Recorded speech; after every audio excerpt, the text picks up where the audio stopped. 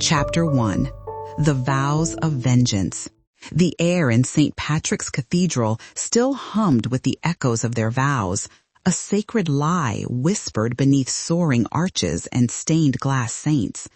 Evelyn Reed, now Evelyn Thorne, moved through the opulent reception at the Metropolitan Club like a meticulously crafted masterpiece. Her ivory gown, a Vera Wang original, shimmered under the chandeliers, a perfect complement to the cool, intelligent gleam in her emerald eyes.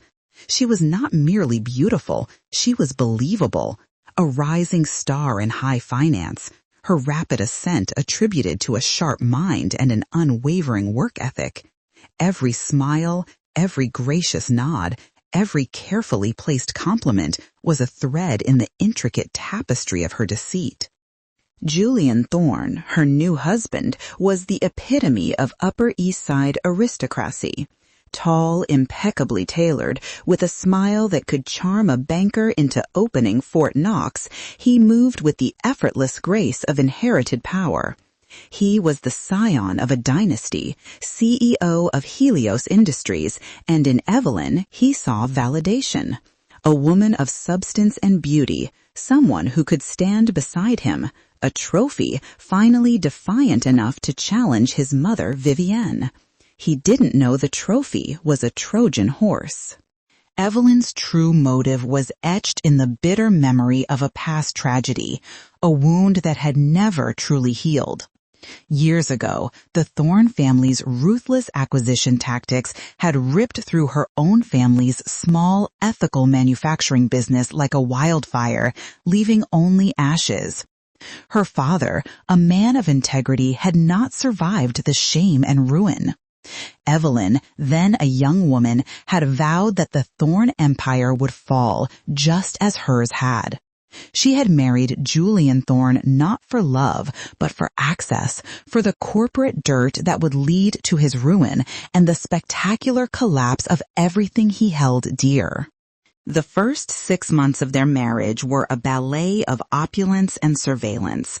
Their penthouse on Fifth Avenue, with panoramic views of Central Park, became a gilded cage where Evelyn meticulously archived every casual mention of offshore accounts, every whispered political favor, every slightly too eager nod from powerful men at charity galas. She cataloged cryptic voicemails, photographed stray documents left on Julian's desk, and committed to memory the names of obscure shell corporations. Her phone held more secrets than their shared marital bed. Julian Thorne, the glacial matriarch, observed Evelyn with open disdain. Her eyes, the same piercing blue as Julian's, held no warmth, only a shrewd, assessing intelligence that cut through the polished veneer. Vivienne moved through their exclusive world like a phantom limb of power, always present, always controlling. She recognized the dangerous glint of ambition in Evelyn's eyes, a reflection perhaps of her own ruthless youth. She sensed the underlying deceit, the carefully constructed facade, but she couldn't prove it, not yet. "Darling, you look positively radiant," Vivienne purred one evening, her voice like polished steel, as Evelyn descended the grand staircase for Julian's annual winter gala. "One might almost forget you're not a Thorne by birth." Evelyn offered a flawless smile. "And one might almost forget, Vivienne, that you weren't born wearing a crown." The unspoken challenge hung in the air, a whisper of the war already waged beneath the surface of their perfectly manicured lives. Evelyn felt a thrill, cold and sharp, knowing Vivienne saw her as a threat. It meant she was getting closer. Chapter 2. The Cracks in the Facade. Evelyn's entry into the inner sanctum of Helios Industries was a gradual, deliberate seduction of trust, largely facilitated by Charles Vance, Julian's long-standing legal counsel. Charles was an anachronism in the Thorne orbit, not sleek, not overtly ambitious, but appearing weary and perpetually conflicted, like a man carrying the weight of 1,000 secrets. "Julian trusts you, Evelyn," Charles had said one afternoon, his voice raspy, as he granted her access to what he called archived documents related to an old minor litigation. "He genuinely believes you're good for him. Don't disappoint him." It was a curious statement, delivered with a look that seemed to test her loyalty while simultaneously offering a lifeline out of the serpentine Thorne web. Evelyn took the documents, innocuously filed, knowing they were a test and that she had to pass it to gain deeper access. She dutifully reviewed them, found nothing of immediate use, and returned them with a polite, appreciative note. Charles nodded, a flicker of something unreadable in his eyes. During this period, the monolithic tyrant Evelyn had projected onto Julian began to chip away. He dropped his facade in the quiet intimacy of their evenings after the last charity event had ended and the city lights twinkled below their penthouse. He confessed to the unbearable pressure of the Thorne name, the suffocating expectations, the isolation of inherited wealth that branded him a product, never a man. He spoke of Vivienne's psychological abuse, subtle yet pervasive, a constant chipping away at his self-worth that had started in childhood. "Sometimes I feel like I'm just a placeholder," he'd admitted one night, his head in her lap, his voice raw. "A shiny distraction while the real power moves around me." He spoke of wanting a genuine partner, someone outside the family's suffocating orbit, someone who saw him, Julian, not the Thorne name. Evelyn, prepared only for hatred and the cold pursuit of destruction, found herself grappling with genuine empathy. She saw the boy beneath the CEO, the man stifled by his gilded cage. She found herself responding, not with calculated charm, but with something dangerously close to honesty. She soothed him, listened without judgment, and in doing so, blurred the lines of her own performance. As she delved deeper into Helios's labyrinthine corporate structure, following the leads Charles had inadvertently or intentionally provided, she made a startling discovery. The most egregious corporate maneuver she was investigating, a major cover-up involving environmental damage in a developing nation, bore the unmistakable fingerprints of Julian Thorne. The paper trail, the coded directives, the offshore accounts used for payoffs, they all led back to the matriarch, not to Julian. The initial acquisition that had ruined her family, she realized, had also been spearheaded during Vivienne's most active period, leading Helios's expansion. Julian had been a junior executive then, barely out of business school. The objective became irrevocably blurred. Was she meant to destroy Julian or save him from the very monster she intended to expose?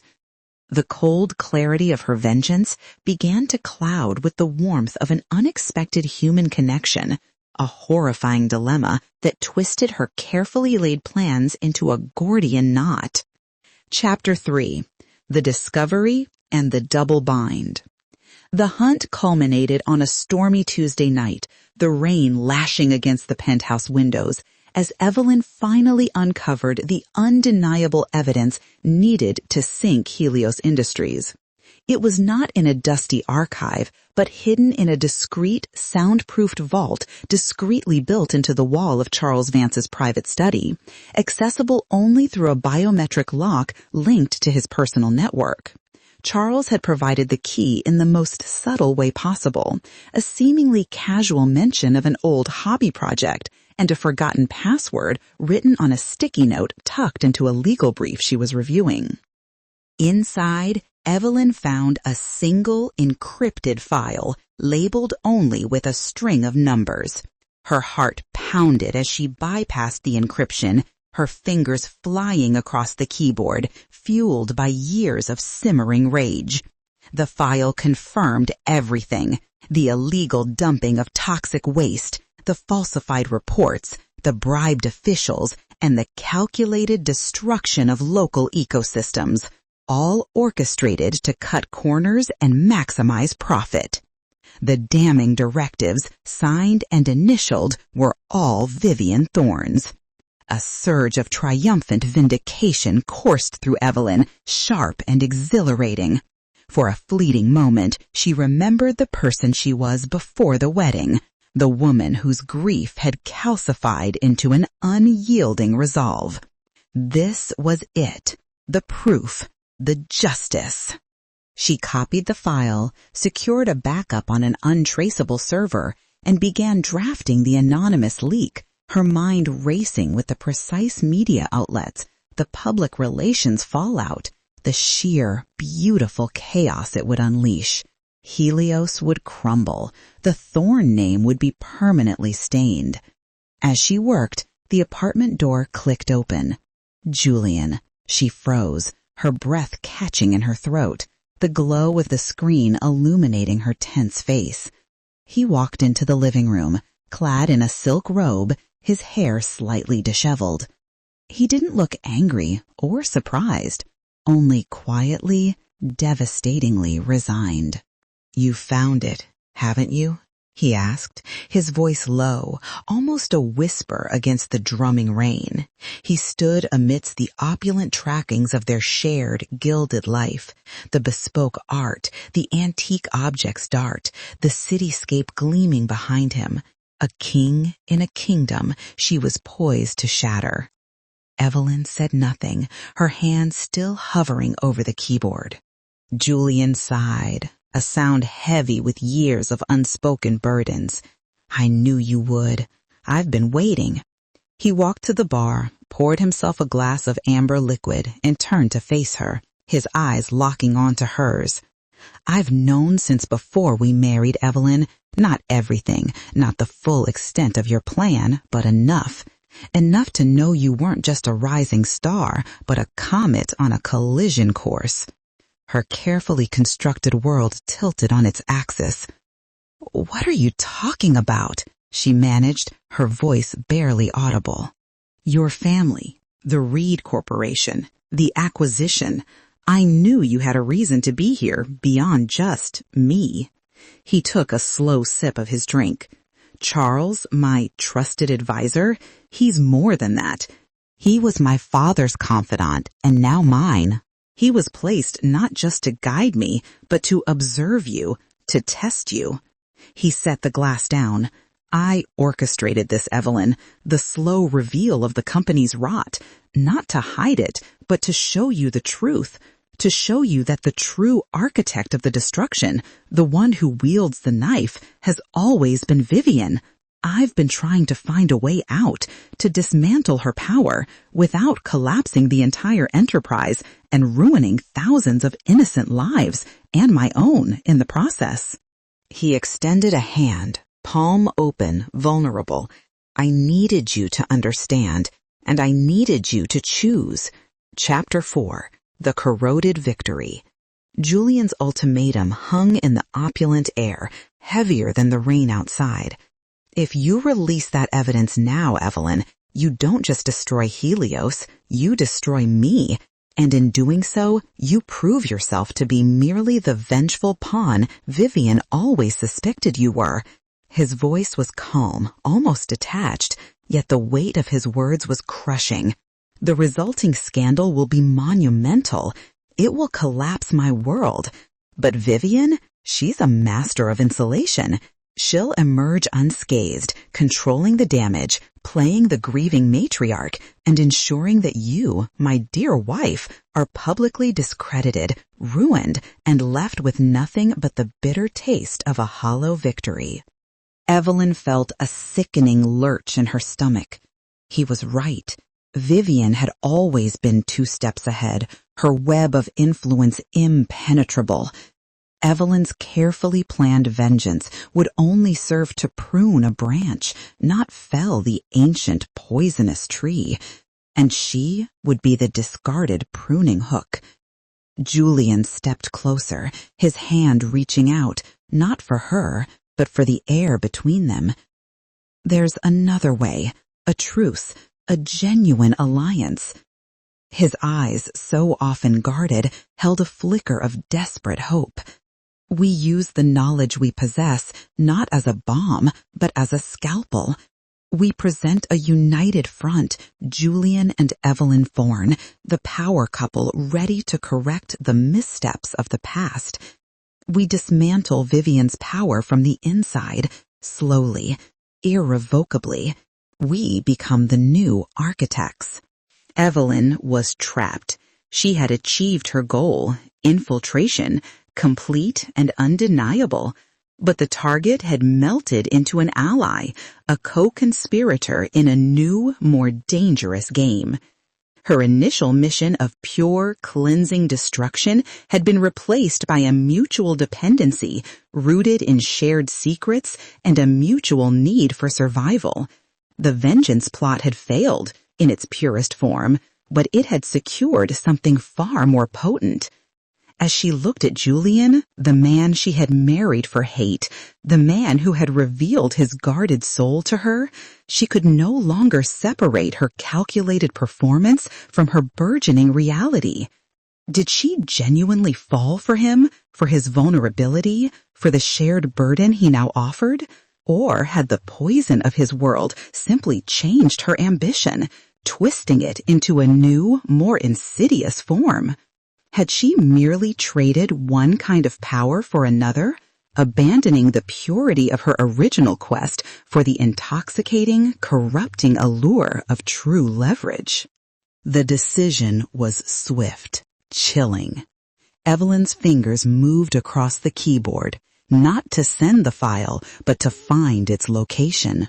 With a single decisive click, she deleted the backup.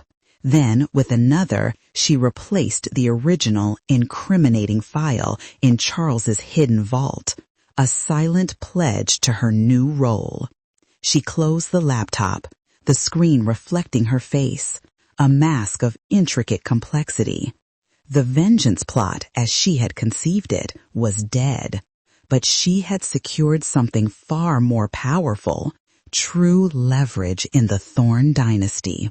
She was now one of them, forever locked in the gilded cage where the only truth was power, and the deepest lie was the one she told herself about why she stayed. She was no longer just Evelyn Reed, avenging angel.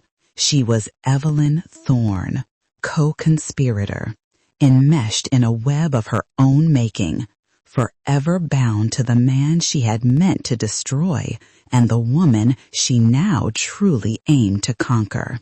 The war was far from over. It had only just begun.